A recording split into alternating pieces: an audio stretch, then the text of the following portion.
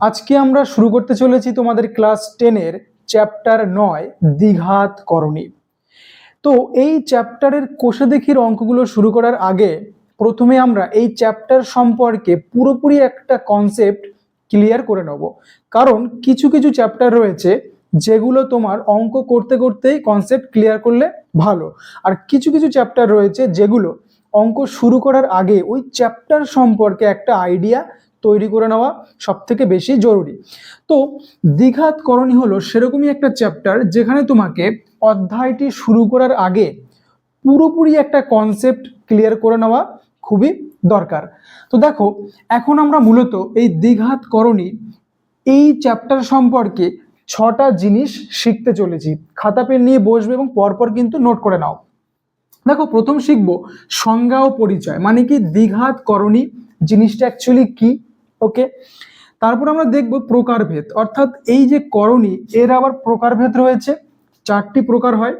তারপর আমরা দেখব গাণিতিক প্রক্রিয়া, ভেরি ভেরি ইম্পর্টেন্ট পোর্শন এটা, কারণ এখান থেকেই আসল ব্যাপারটা তোমাকে শিখতে হবে যে অ্যাকচুয়ালি অঙ্কগুলো কিভাবে কার সাথে করতে হয়। ওকে, তারপরে দেখতে হবে করণী নিরসন উৎপাদক, ভেরি ভেরি ইম্পর্টেন্ট, অর্থাৎ এই 6টা পয়েন্ট তোমাকে ভালো করে বুঝতেই হবে। এবং 5 নম্বর পয়েন্ট রয়েছে সাম ইম্পর্টেন্ট ফর্মুলা, অর্থাৎ এই চ্যাপ্টার করতে গেলে তোমাদের বেশ কিছু ফর্মুলা শিখতে হবে, সেগুলো এখানে বলবো। এবং 6 নম্বর হচ্ছে সাম ইম্পর্টেন্ট নোট, অর্থাৎ কিছু কিছু ইম্পর্টেন্ট কথা বলবো যেগুলো তোমাকে খুব সুন্দরভাবে বুঝে নিতে হবে। তো দেখো, ফার্স্ট আমরা 1 নম্বর দিয়ে শুরু করছি, সংজ্ঞা ও পরিচয়।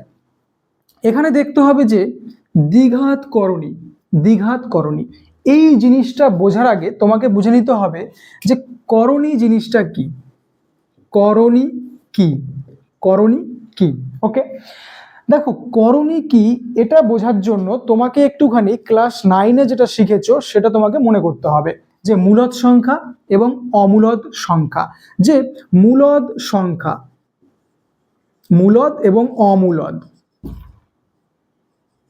দেখো এই দুটো জিনিস খুব ভালো করে তোমাকে একটু বুঝে নিতে হবে, যে মূলদ এবং অমূলদ তোমরা আগেই শিখেছো, কারণ এই দুটো না বুঝলে তুমি দ্বিঘাত করণী তুমি বুঝতে পারবে না।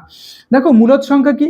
মূলদ সংখ্যা হলো আমরা শিখেছি যে সংখ্যাকে p/q আকারে প্রকাশ করা যায়, এবং যেখানে q নট ইকুয়ালস টু 0 হয় এবং p এবং q উভয়ই কি হবে, একটা বাস্তব সংখ্যা হবে, অর্থাৎ ইন্টিজার পূর্ণ সংখ্যা হবে। ক্লিয়ার? তো পূর্ণ সংখ্যা কিন্তু অবশ্যই মনে রাখবে যে কিউ নট ইকুয়ালস টু 0 এবং পি বাটা কিউ যে রয়েছে এই পি কিউ উভয়ই কিন্তু পূর্ণ সংখ্যা হবে, ইন্টিজার্স হতে হবে। পূর্ণ সংখ্যা মানে কি? পূর্ণ সংখ্যা মানে হলো সে 0 হতে পারে, 1 হতে পারে, 2 হতে পারে, এবং -1 হতে পারে, -2 হতে পারে, অর্থাৎ পজিটিভ, নেগেটিভ এবং 0 উভয় সংখ্যাই কিন্তু তোমার ইন্টিজার্সের মধ্যে, অর্থাৎ ইন্টিজারের মধ্যে পড়ে, পূর্ণ সংখ্যার মধ্যে রয়েছে। ক্লিয়ার? তো এই জায়গাটা কিন্তু ভালো করে মনে রাখবে যে 0 কিন্তু অবশ্যই কি একটি মূলদ সংখ্যা, কারণ যেহেতু 0 আমাদের ইন্টিজার্স এবং এখানে পি বাটা কিউ আকারে প্রকাশ করা যাচ্ছে। এখানে তোমাকে ভালো করে মাথায় রাখতে হবে যে কিউ নট ইকুয়ালস টু 0 এর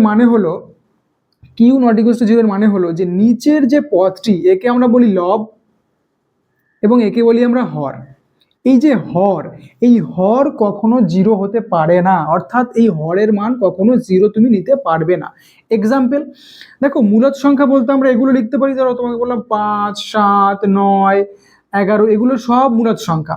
কারণ 5 বলতে দেখো কিছু নেই, মানে নিচে কত আছে, 1 আছে, তার মানে তুমি এটাকে পি বলতে পারছো, এটাকে কিউ বলতে পারছো, যেখানে কিন্তু অবশ্যই Q not equals to 0, Q কিন্তু 0 হয়নি, তাই এটা কিন্তু একটি মূলদ সংখ্যা।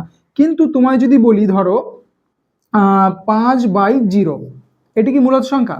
এটি কিন্তু মূলদ সংখ্যা হবে না, এবং মনে রাখবে এই ফর্মটি কিন্তু অঙ্কে অ্যালাউ নেই, অর্থাৎ নিচে 0 হবে এটি কিন্তু অ্যালাউ নেই। তা যখনই নিচে 0 হয়ে যাবে সেটি কিন্তু আর মূলদ সংখ্যা থাকবে না। তাহলে ক্লিয়ারলি বুঝে নাও, মূলদ সংখ্যা হলো কি, যে সমস্ত সংখ্যা p/q আকারে প্রকাশ করা যায় এবং q হচ্ছে নট ইকুয়ালস টু 0 এবং p এবং q উভয়ই কিন্তু একটি পূর্ণ সংখ্যা। ক্লিয়ার? দেখো, তাহলে অমূলদ সংখ্যা কি? অমূলদ সংখ্যা হলো যে সকল সংখ্যা মূলদ সংখ্যা নয়, অর্থাৎ যাকে p/q আকারে প্রকাশ করা যাবে না, তারা হচ্ছে সব অমূলদ সংখ্যা। তাহলে এই অমূলদ সংখ্যার মধ্যে এইটা হচ্ছে মেন, তোমাদের চ্যাপ্টারে কিন্তু এই অমূলদ সংখ্যার উপরই বেস করে। দেখো, এবারে আমরা জানি 2 হচ্ছে একটা মূলদ সংখ্যা, 2 হচ্ছে একটা মূলদ সংখ্যা, কিন্তু এটা যদি আন্ডার রুট তুমি 2 দিয়ে দাও তখন কিন্তু সে আর মূলদ সংখ্যা থাকবে না। কেন থাকবে না? কারণ এই 2 কিন্তু পূর্ণ সংখ্যা, 2 হচ্ছে পূর্ণ সংখ্যা, কিন্তু আন্ডার রুট 2 কিন্তু পূর্ণ সংখ্যা না, কারণ 0-র পরে কোনোদিনও আন্ডার রুট আসে না এবং 0-র আগেও কখনো আসে না, এগুলো সব পূর্ণ সংখ্যার দল। কিন্তু এর মধ্যে কি তোমার রুট 2 আছে? তাহলে রুট 2 নেই। তাহলে রুট 2 যখন নেই, তার মানে সেই রুট 2টা কি? রুট 2 হচ্ছে অমূলদ সংখ্যা। তার মানে কি, যে সকল সংখ্যা রুটের ভিতরে থাকবে তারা সকল সব অমূলদ সংখ্যা। যেমন বললাম রুট 5, রুট 7, এগুলো সব কি? অমূলদ সংখ্যা, অমূলদ সংখ্যা। ক্লিয়ার? এবং তোমায় যদি বলা হয় রুট 9, এটি কি অমূলদ সংখ্যা? রুট 9 এটি কি অমূলদ সংখ্যা? এটি কিন্তু অমূলদ সংখ্যা নয়, কারণ রুট 9 কিন্তু রুটের বাইরে চলে আসতে পারে, কারণ 9 হচ্ছে একটা পূর্ণ বর্গ সংখ্যা। রুট 9 মানে 3, আর 3 মানে কিন্তু মূলদ সংখ্যা। তাই তোমাকে এটাও মাথায় রাখতে হবে যে তোমাকে দেখতে হবে যে সেই সংখ্যাটা রুটের বাইরে আসতে পারছে কিনা। যদি সে আসতে পারে তাহলে কিন্তু সে মূলদ সংখ্যা হবে। তাহলে ওভারঅল আমরা কি বুঝলাম? যে মূলদ সংখ্যা হলো সেই সংখ্যা যে সংখ্যাকে পি বাই কিউ আকারে প্রকাশ করতে পারবো, যেখানে কিউ নট ইকুয়ালস টু 0 হবে এবং পি কিউ উভয় কিন্তু পূর্ণ সংখ্যা হতে হবে। অমূলদ সংখ্যা কি? যে সকল সংখ্যা মূলদ সংখ্যা নয়, অর্থাৎ যে সংখ্যাকে পি বাই কিউ আকারে প্রকাশ করা যাবে না, তাদেরকে আমরা বলবো কি? অমূলদ সংখ্যা।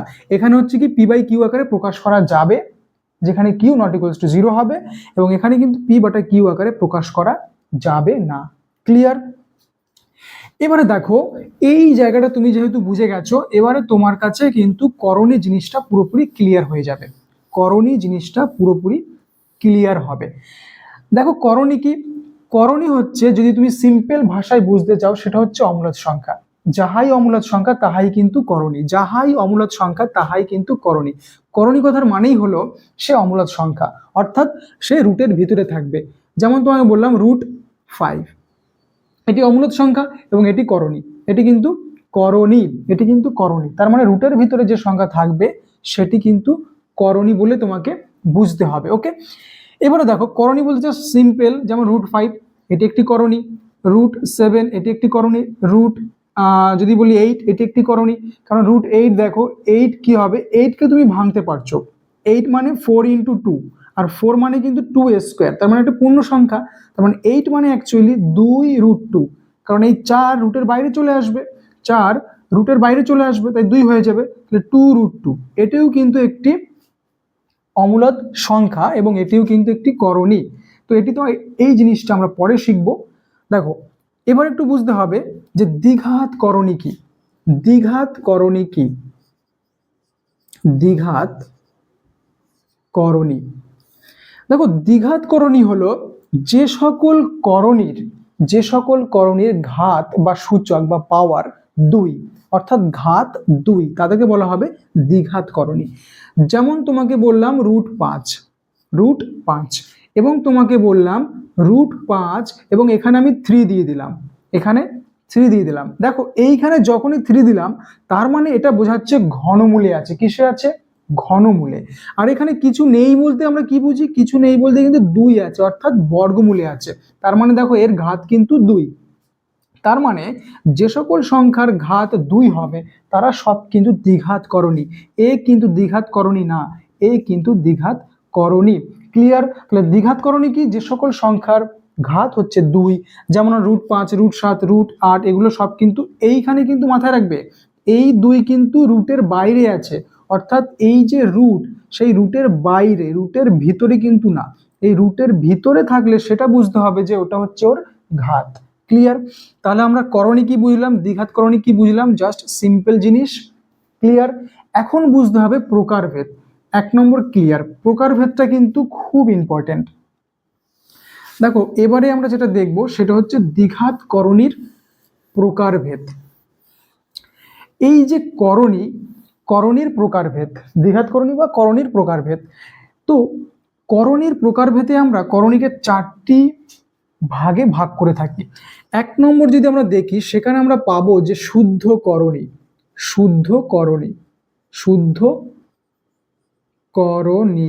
দেখো শুদ্ধ করণী কি? শুদ্ধ করণী হলো যে সকল করণীর গায়ে অর্থাৎ বা যে সকল করণীর সাথে কোনো মূলদ সংখ্যা গুণ হিসাবে থাকবে না তাদেরকে বলা হবে শুদ্ধ করণী। কি জিনিস? দেখো আমরা জানি যে √2, √3, √5 এগুলো সব কি করণী? এগুলো হচ্ছে সব করণী এবং এগুলো সব অমূলদ সংখ্যা। এবার আমরা জানি 2, 3, 5 এগুলো সব কি অমূলদ, অমূলদ, এবং এগুলো সব হচ্ছে মূলদ, মূলদ। ওকে, তাহলে যে সকল করণী জাস্ট শুধু অমূলদ সংখ্যা, জাস্ট শুধু অমূলদ সংখ্যা মানে যাদের সাথে কোনো মূলদ সংখ্যা গুণ হিসাবে থাকবে না তাদেরকে বলা হবে শুদ্ধ করণী। তার মানে এই যে √2, √3, √5 এগুলো সব শুদ্ধ করণী। সিম্পল ভাষায় হচ্ছে রুটের ভিতরে শুধু সংখ্যা থাকবে, রুটের বাইরে কোনো সংখ্যা থাকবে না। যেমন তোমায় যদি বলতাম 5√2, 5√2, দেখো 5 কিন্তু রুটের বাইরে এবং √2 হচ্ছে তোমার কি ভিতরে। যেমন তোমাকে আমরা বলেছিলাম যে 8, √8, দেখো √8 কিন্তু একটি কি করণী এবং এটি আমরা বাইরে আসলে কি পাচ্ছি, বাইরে আসলে পাচ্ছি 2√2। তার মানে যখনই দেখো রুট তো একটা রয়েছেই, রুটের সাথে গুণ হিসাবে কি রয়েছে, 2 রয়েছে। দেখো 5√2 এর কথার অর্থ হলো 5 × √2, তার মানে √2 এর সাথে গুণ হিসাবে কি আছে, 5 আছে। তাহলে √2টা কি, √2 হচ্ছে করণী। তাহলে এই করণীর সাথে একটা 5 হচ্ছে কি মূলদ সংখ্যা, মূলদ সংখ্যা। তাহলে এই করণীর সাথে যদি মূলদ সংখ্যা গুণ হিসাবে থাকে তখন যেটা তুমি পাবে সেটা কিন্তু শুদ্ধ করণী নয়, সেটি কিন্তু শুদ্ধ করণী নয়। শুদ্ধ করণী হতে গেলে জাস্ট করণী হতে হবে, জাস্ট করণী, শুধুমাত্র রুট থাকবে এবং রুটের ভিতরে সংখ্যা থাকবে। ক্লিয়ার? তাহলে এদেরকে কি বলা হবে? এই যে √5 × √2 এটাকে কি বলা হবে? দেখো এটাকেই বলা হয় 2 নম্বর যেটা আমরা শিখবো প্রকারভেদের মধ্যে, সেটা হচ্ছে মিশ্র করণী। কি না, মিশ্র করণী। মিশ্র করণী অর্থাৎ যে সকল করণীর সাথে একটি মূলদ সংখ্যা গুণ হিসাবে থাকবে তখন তাকে বলা হয় মিশ্র করণী। কি করণী? মিশ্র করণী। যেমন 7√5, দেখো √5 এর সাথে 7 গুণ হিসাবে রয়েছে, তাহলে এই 7 হচ্ছে মূলদ সংখ্যা, এটা হচ্ছে করণী। তাহলে করণীর সাথে একটা মূলদ সংখ্যা গুণ হিসাবে রয়েছে, এদেরকে বলা হবে কি করণী? মিশ্র করণী। তাহলে দুটো জিনিস আমরা বুঝলাম যে একটা হচ্ছে শুদ্ধ করণী, একটা হচ্ছে মিশ্র করণী। এবার আমরা 3 নম্বর প্রকারভেদ যেটা সেটা হচ্ছে দেখব। দেখো 3 নম্বর প্রকারভেদটা কিন্তু খুব ভালো করে বুঝে নেবে। এটা হচ্ছে সদৃশকরণী, সদৃশকরণী, সদৃশকরণী। ভেরি ভেরি ইম্পর্টেন্ট, এটা থেকে কিন্তু এমসিকিউ আসে। দেখো সদৃশকরণী কি? যে সকল করণী একই রকম দেখতে তাদেরকে বলা হবে সদৃশকরণী। ক্লিয়ার? একই রকম দেখতে মানে কি? অর্থাৎ যে সকল করণীর রুটের ভিতরের সংখ্যা সেম হবে তারা হচ্ছে সদৃশকরণী। সদৃশকরণী মিশ্র হতে পারে, সরল মিশ্র হতে পারে কিংবা শুদ্ধ হতে পারে, শুদ্ধকরণী হতে পারে, মিশ্রকরণীয় হতে পারে। ওকে, দেখো তাহলে সদৃশকরণী কি? তোমাকে আমি বললাম √5 এবং √7 এই দুটো কি সদৃশকরণী? এই দুটি কিন্তু সদৃশকরণী নয়, কারণ এখানে রয়েছে রুটের ভিতরে 5, রুটের ভিতরে 7, তাহলে রুটের ভিতরের সংখ্যা যদি সেম না হয় তখন কিন্তু সেটি সদৃশকরণী হবে না, তাহলে এটি কিন্তু সদৃশকরণী নয়। তোমাকে বললাম 2√5 এবং 3√5 এটি কি সদৃশকরণী? দেখো রুটের বাইরে যা ইচ্ছা থাকতে পারে, রুটের বাইরে যে কোনো সংখ্যাই থাকতে পারে, সেটা কিন্তু ফ্যাক্ট নয়। ফ্যাক্ট হচ্ছে রুটের ভিতরের সংখ্যা যদি সেম হয় তখন কিন্তু সেটা হবে সদৃশকরণী। রুটের ভিতরের সংখ্যা কিন্তু সেম হতে হবে। দেখো এখানেও 5, এখানেও 5, তাহলে এটি কিন্তু সদৃশকরণী, সদৃশকরণী। ওকে, এখন দেখো তোমায় যদি বলি √8 এবং √16, √8, √16, ক্লিয়ার? এরা কি সদৃশকরণী? এরা কি সদৃশকরণী? তো তোমাকে মাথায় রাখতে হবে যে সকল সংখ্যাকে আমরা উৎপাদক করতে পারবো অর্থাৎ ভাঙতে পারবো তাদেরকে প্রথমে আগে ভেঙে নিতে হবে। তাহলে 8 বলতে আমরা কি শিখেছি? 8 বলতে 2 ইন্টু 4, এবং 4 হচ্ছে একটা পূর্ণবর্গ সংখ্যা, তাহলে 4 বাইরে চলে আসলে কি হবে 2, আর ভিতরে হচ্ছে √2। এবং 16কে আমরা কি পাবো, 16কে আমরা পাবো 4 ইন্টু 4, 4 ইন্টু 4। ওকে, তো এবারে দুটোই পূর্ণ সংখ্যা, তাহলে আচ্ছা অ্যাকচুয়ালি 16 বলতে কিন্তু আমরা ডাইরেক্ট ওটা পূর্ণ সংখ্যা করে নিতে পারি, এরকম করার দরকার নেই, কারণ 16 বলতে দেখো ডাইরেক্ট 4 হয়ে যাবে, তাহলে এটি কিন্তু একটি মূলদ সংখ্যা, তাহলে কিন্তু এটি করণীয় হলো না, তাহলে এটাও কিন্তু এরা সদৃশ করণী হবে না। তাহলে সদৃশ করণী হতে গেলে ধরো এটাকে আমরা ভাঙলাম, তোমাকে একটা এখানে এমন একটা সংখ্যা দিল যেটাকে ভেঙে কি আসলো, ধরো আসলো 3√2, 3√2, ধরো তোমাকে এটা 18 দিত, যদি তোমাকে এটা 18 দিত, 18, তাহলে 18 বলতে আমরা কি, 18 বলতে হচ্ছে 3√2, কারণ 18 হচ্ছে 9 ইন্টু 2, এবং 9 হচ্ছে 3, বাইরে চলে আসলে এবং ভিতরে 2, তাহলে এই যে দুটো এখন করণী পেলে, দেখো প্রথমে কিন্তু কি ছিল 8 এবং 18, এদেরকে কিন্তু দেখে কি মনে হচ্ছে, এদেরকে দেখে মনে হচ্ছে এরা কিন্তু সদৃশ করণী নয়, বাট যেহেতু এদেরকে ভাঙা যাচ্ছে, উৎপাদক করা যাচ্ছে, তোমাকে ফার্স্ট এদেরকে উৎপাদক করে নিতে হবে, তাহলে তুমি দেখতে পাবে যে অ্যাকচুয়ালি এরা সদৃশ কিনা। যখন তুমি উৎপাদক করলে তখন দেখো রুটের ভিতরের সংখ্যা কিন্তু ম্যাচিং হয়ে গেছে, তাহলে এখন তুমি বলতে পারো যে হ্যাঁ এরা কিন্তু সদৃশ করণী। ভেরি ভেরি ইম্পর্টেন্ট, কারণ এই রকম কিন্তু এমসিকিউ তোমাদের পরীক্ষায় আসে, তোমাদের একটা এরকম সংখ্যা দিয়ে দেবে এবং যাদেরকে বলবে এরা কি সদৃশ, তোমাকে ফার্স্টে ওদেরকে ভেঙে নিতে হবে, যদি ভাঙা পসিবল হয় তবে অবশ্যই কিন্তু এরকমই অঙ্ক দেয়, তো ভেঙে নেবে, তারপরে দেখবে যে এদের সদৃশকরণই হচ্ছে কিনা।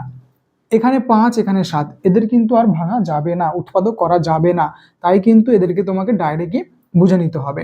ওকে, এবারে দেখো আমরা বুঝে নিলাম যে সদৃশকরণীটা কি।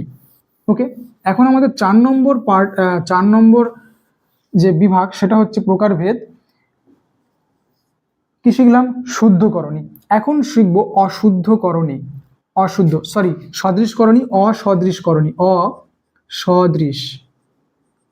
সদৃশকরণী, সদৃশকরণী শিখলাম, এখন আমরা শিখবো অসদৃশকরণী।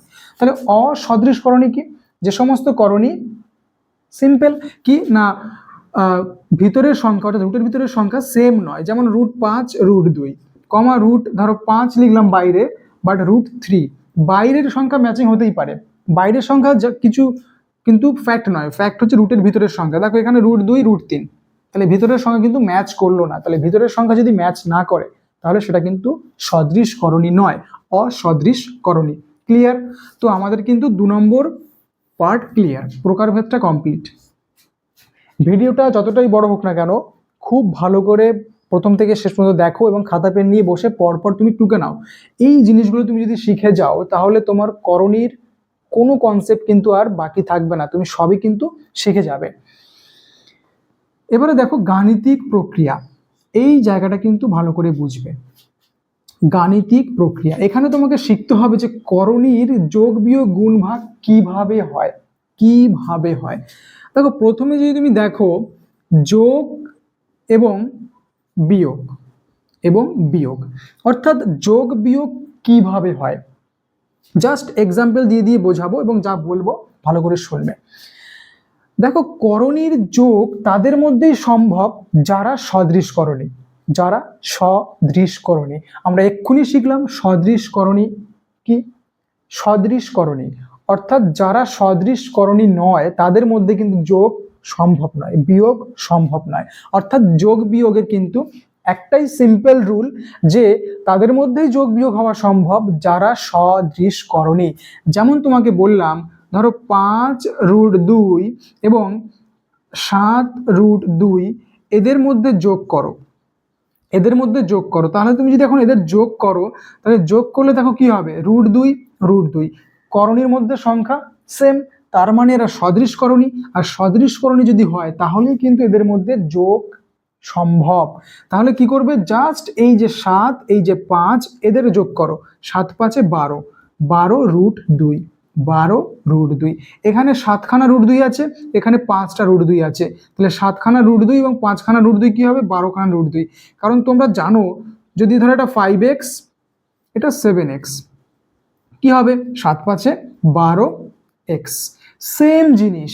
এখানে এক্স এখানে এক্স, তবেই তো তুমি যোগ করতে পারবে। যদি এটা 5x হতো আর এটা যদি 7y হতো, তাহলে কিন্তু তুমি যোগ করতে পারবে?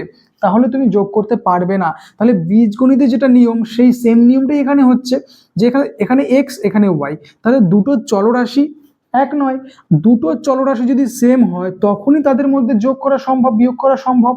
দুটো চলরাশি যদি আলাদা আলাদা হয় তাদের মধ্যে যোগ বিয়োগ সম্ভব নয়। ঠিক সেমই যদি সদৃশকরণী হয় তবেই তাদের মধ্যে যোগ বিয়োগ সম্ভব, আদারওয়াইজ কিন্তু পসিবল না। এটা যদি হতো 5√3 প্লাস 7√2, তাহলে কি এদের মধ্যে যোগ করা সম্ভব? যোগ করা সম্ভব নয়, তখন এটাই কিন্তু থেকে যাবে। ক্লিয়ার? এবারে যদি তোমাকে বলে 7√2 মাইনাস 5√2, তাহলে কি হতো? সেম জিনিস। দেখো এদের করণী সেম, তার মানে সদৃশকরণী। সদৃশকরণী মানে বিয়োগ হবে। 7 থেকে জাস্ট 5 বিয়োগ করো, কত হবে? 2√2। 2√2, কারণ 5 থেকে 7 বিয়োগ করব, করণীর ভিতরের সংখ্যা যা ছিল অ্যাজ ইট ইজ বসে যাবে। ক্লিয়ার? এটা যদি হতো 7√2 মাইনাস 3 ধরো 5 বলে দিল, তাহলে কি বিয়োগ করা সম্ভব? এদের করণীর মধ্যে কিন্তু দেখো সেম নেই, এরা কিন্তু সদৃশ করণী নেই, তাই এরা কিন্তু বিয়োগ করা যাবে না, তাই এটা কিন্তু এরকমই থেকে যাবে। ক্লিয়ার? এবারে তোমাদের বুঝে নিতে হবে গুণ এবং ভাগ। গুণ এবং ভাগ, গুণ এবং ভাগ। দেখো গুণ এবং ভাগ, ভাগটা তোমাদের অতটা বুঝতে লাগবে না, কারণ এটি সিম্পল। গুণ হচ্ছে সদৃশকরণী এবং অসদৃশকরণী উভয়ের মধ্যেই পসিবল। ভাগটাও সেম, অর্থাৎ এদের নিয়ম হচ্ছে সে সদৃশ হোক কি অসদৃশ না হোক কোনো প্রবলেম নেই, তাদের মধ্যে কিন্তু গুণ করা সম্ভব। গুণ করা সম্ভব। যেমন তোমরা জানো, ধরো 2x ইন্টু 3y, এখানে এক্স আর ওয়াই দুটো কি সেম আছে? দুটো চল কিন্তু সেম নেই, কিন্তু গুণ তো করা সম্ভব। কারণ আমরা জানি যখনই এরকম হবে গুণ করার জন্য কি করি আমরা? সংখ্যার সাথে সংখ্যার গুণ করি এবং এক্স চলের সাথে চল গুণ করি, এই তো এক্স ওয়াই। তাহলে ঠিক এখানে একই নিয়ম হবে। যদি তোমাকে বলে ধরো 7√2 ইন্টু 2√3, 2√3 সদৃশ হোক কি সদৃশ না হোক, এটা কিন্তু সদৃশকরণই নয়, তাও গুণ করা যাবে। তাহলে গুণ কি করে হবে? গুণ হচ্ছে মূলদ সংখ্যার সাথে মূলদ সংখ্যার এবং করণীর সাথে করণীর, অর্থাৎ সংখ্যার সাথে সংখ্যার, সংখ্যার সাথে সংখ্যার গুণ করো, সংখ্যার সাথে সংখ্যার 7 দুগুণে 14, এবং রুটের সাথে রুটের 3 দুগুণে 6, রুটের ভিতরে হয়ে গেল 6, অর্থাৎ রুটের ভিতরের সংখ্যার সাথে রুটের ভিতরের সংখ্যা গুণ করবে, 3 দুগুণে 6 হলো। যদি এটা এরকম হতো, ধরো 7√2 ইন্টু 2√2 সদৃশকরণী, তাও গুণ হবে, কি হবে? 7 দুগুণে 14, 2 দুগুণে 4। ক্লিয়ার? তো এই হচ্ছে প্যাটার্ন। এটা যদি ভাগ হতো, তাহলে ভাগ যদি হয়, যেমন তোমাকে বললো 7√2 ডিভাইডেড ধরো 5√3, ওকে, তাহলে এখানে কিন্তু ভাগ বলতে কোনো কাটাকুটি যাচ্ছে না, তাহলে এটাই থেকে যাবে। তখন তোমাকে কি করতে হবে? যখনই এরকম ফরমেশন দেবে, যখনই এরকম ফরমেশন দেবে, দেখো নিচে কি আছে? √3 পাওয়া যাচ্ছে, তাহলে এই যে নিচে √3, নিচে √3, করণীর পুরোপুরি চ্যাপ্টারে তোমাকে এটাই করতে হবে যে নিচ থেকে রুটটাকে তোমাকে সরাতে হবে, সেটাই হচ্ছে করণী নিরসক, করণী নিরসন। 4 নম্বর পয়েন্টে আমরা এটাই শিখবো যে নিচের সংখ্যা যদি রুটে থাকে তখন সেই সংখ্যা তোমাকে রুট থেকে বের করতে হবে, এবং কি করে বের করবে তার জন্য তোমাকে এই 4 নম্বর পয়েন্টটা শিখতে হবে। তো চলো আমরা 3 নম্বর পয়েন্ট কিন্তু কমপ্লিট করলাম। অবশ্যই কিন্তু চ্যানেলটিকে সাবস্ক্রাইব করে রাখবে পরবর্তী ভিডিওগুলিকে পাওয়ার জন্য, আর যদি ভিডিওটি ভালো লেগে থাকে অবশ্যই কিন্তু লাইক করতে ভুলবে না। তো 25 মিনিট হয়েছে, আর 10 মিনিটের মধ্যে আমরা কিন্তু সবটা বুঝিয়ে দেবো। তো দেখো 4 নম্বর পয়েন্ট, করণী নিরসন উৎপাদক, ভেরি ভেরি ইম্পর্টেন্ট। তো করণী নিরসক উৎপাদক হচ্ছে সেই উৎপাদক যেটা হচ্ছে কি, করণী মানে কি? অমূলদ সংখ্যা। তার মানে যে সংখ্যাকে, অর্থাৎ অমূলদ সংখ্যাকে যে সংখ্যা দিয়ে গুণ করলে সেটি আর অমূলদ সংখ্যা থাকে না, মূলদ সংখ্যায় পরিণত হয়, তাকেই বলা হয় করণী নিরসক উৎপাদক। কি? ওকে, ধরো তোমাকে বললাম √5, √5 এটি একটি করণী এবং এটি একটি অমূলদ সংখ্যা। তাহলে একে তুমি করণী নিরসন করার জন্য কি দিয়ে গুণ করবে যাতে করে এটি আর অমূলদ সংখ্যা থাকবে না, অর্থাৎ এই সরে যাবে, রুট কিন্তু আর থাকবে না।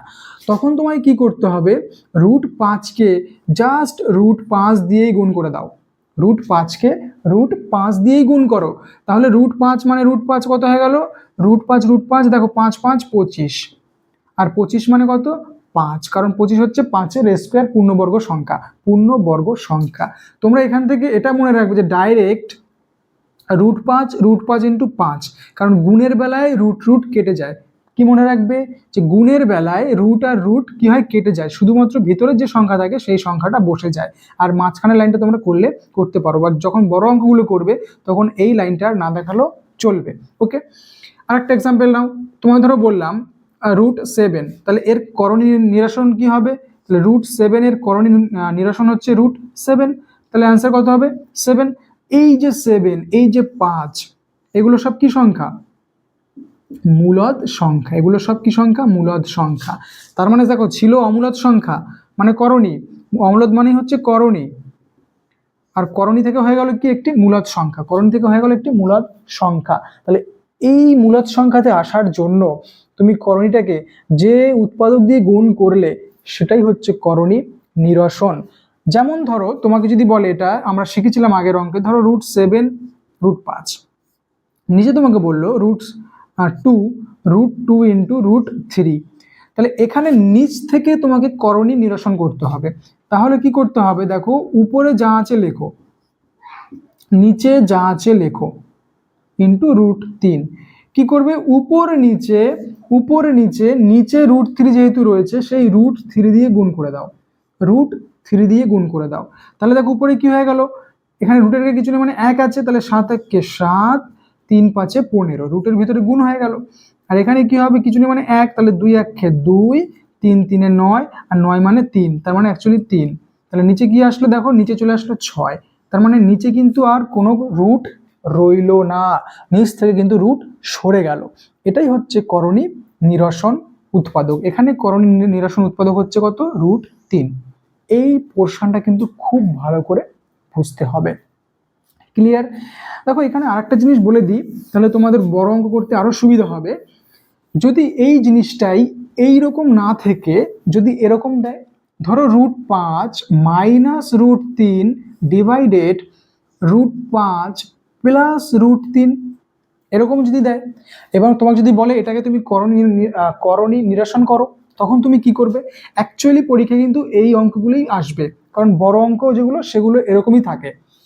তো এইগুলো কি করবে, ভালো করে মনে রাখো, জাস্ট কি করবে, এই যে করণী রয়েছে √5 মাইনাস √3 এবং উপরে কি আছে দেখার দরকার নেই, যা আছে লিখে দাও, √5 মাইনাস √3, এবং নিচে যা আছে লেখো √5 প্লাস √3।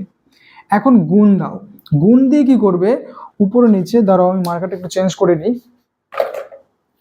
উপরে নিচে কি করবে, নিচে যে সংখ্যা দুটো দিয়েছে জাস্ট এই যে মাঝখানে সাইন রয়েছে এই সাইনটাকে জাস্ট চেঞ্জ করে দেবে। কি করবে, সাইনটাকে জাস্ট চেঞ্জ করে দেবে। কি করবে, √5 মাইনাস √3, এবং এই সেম জিনিস দিয়ে উপরে নিচে গুণ করে দাও, √5 মাইনাস √3। অর্থাৎ নিচে যে সংখ্যাটা থাকবে সেই সংখ্যার শুধু সাইনটা চেঞ্জ করো, প্লাস থাকলে মাইনাস করো, মাইনাস থাকলে প্লাস করো, করে ওই সেম জিনিস দিয়ে উপর নিচে গুণ করে দাও। এবারে তারপরে যখন তুমি এটাকে সলিউশন করবে তখন তুমি এর অ্যান্সারটা পেয়ে যাবে, এবং দেখবে নিচে কিন্তু আর রুট নেই। ক্লিয়ার? এটা কিন্তু ভালো করে একটু হালকা করে বুঝে নাও, কারণ যখন আমরা বড় অঙ্কগুলো করব তখন এই জিনিসটাকে ওখানে ভালো করে তোমরা বুঝে নিতে পারবে। তো করণী নিরসন উৎপাদক হয়ে গেল। এইখানে তোমাদের আরেকটা জিনিস বলে দিই, এটাকে 3 স্টার বলে লিখে নাও, অনুবন্ধীকরণী। অনুবন্ধীকরণী, অনুবন্ধীকরণী, অনুবন্ধীকরণী, ভেরি ভেরি ইম্পর্টেন্ট পরীক্ষার এমসিকিউর জন্য। ধরো তোমাকে বলল 3 প্লাস √3 এর অনুবন্ধীকরণী কি হবে, এর অনুবন্ধীকরণী কি হবে, লাইনটা দরকার লিখে নাও। অনুবন্ধীকরণী করতে গেলে তোমাকে শুধুমাত্র মাথায় রাখতে হবে কি, দেখো যে সকল সংখ্যার গায়ে রুট থাকবে সেই সকল সংখ্যার শুধু সাইন পাল্টে দাও। শুধু সাইন পাল্টে দাও। দেখো 3 প্লাস রুট থ্রি, 3-এর গায়ে রুট আছে, রুট নেই, 3-এর গায়ে রুট আছে, আছে, তাহলে এই 3-এর গায়ে যেহেতু রুট আছে তাই এই 3-এর যে সাইন সেই সাইনটাকে শুধু পাল্টে দাও। তাহলে এখানে 3 যা আছে লেখো, এখানে প্লাস ছিল মাইনাস করে দাও, রুট থ্রি যা আছে লেখো, হয়ে গেল অনুবন্ধীকরণী। ভেরি ভেরি ইম্পর্টেন্ট, খুব ভালো করে জায়গাটা বোঝো। যেমন তোমাকে বললো √5 প্লাস রুট থ্রি, এর অনুবন্ধীকরণী কি হবে? দুটো জায়গাতেই কিন্তু রুট আছে, তাহলে √5 এরও সাইন চেঞ্জ হবে, তাহলে আগে কিছু নেই মানে প্লাস রয়েছে, তাহলে এটাকে মাইনাস করো, এরও প্লাস রয়েছে, একে মাইনাস করো, √3। বোঝা গেল? এই হচ্ছে অনুবন্ধীকরণী, অর্থাৎ যা সাইন থাকবে শুধু সেটা চেঞ্জ করে দাও। এটা যদি এরকম হতো, ওরা দিল √5 মাইনাস √3, এর অনুবন্ধীকরণী কি হবে? তাহলে তুমি কি করতে, প্লাস √5 প্লাস √3, অর্থাৎ যা সাইন রুটের থাকবে তার শুধু সাইনটা চেঞ্জ করে দাও, হয়ে গেল অনুবন্ধীকরণী। ওকে, এবারে আমরা চলে যাব 5 নম্বর পয়েন্টে, তোমাদের করণী নিরসন উৎপাদক হয়ে গেল। ওকে, তো 5 নম্বর যে পয়েন্ট রয়েছে সেখানে আমরা অনেকগুলো ফর্মুলা শিখব। এই ফর্মুলাগুলো আমি তোমাদের লিখে নিচ্ছি, তোমরা জাস্ট সেখান থেকে বুঝিয়ে দেবো, তাহলে তোমাদের টাইমটা কিন্তু সেভ হয়ে যাবে। দেখো আমরা ফর্মুলাগুলো লিখে নিয়েছি, এখন তোমরা জাস্ট এই ফর্মুলাগুলো খাতায় টুকে নাও। Very very important formula for this chapter. Okay, also all chapter তোমাদের ক্লাস 10-এর। ঠিক আছে, দেখো প্রথম ফর্মুলা তোমরা এগুলো সবই জানো, তাও একবার ভালো করে লিখে নাও। a প্লাস বি তার হোল স্কোয়ার কি হবে? a square plus 2b plus B square. a minus B whole square কি হবে? a square minus 2ab plus B square. দুটো ফর্মুলা। তারপরে কি, a square plus B square, a plus B whole square minus 2ab। আরেকটা formula এই একই জিনিসের, a minus B whole square plus 2ab। Okay, a square minus b square, a plus B into A minus B, a plus B into A minus B. Okay, তারপর হচ্ছে ab, a plus B by 2 তার whole square minus a minus B by 2 তার whole square. Okay, এবং এইখানে রয়েছে তোমাদের চারটে formula, 2 into A square plus B square সমান সমান a plus B whole square plus a minus B whole square.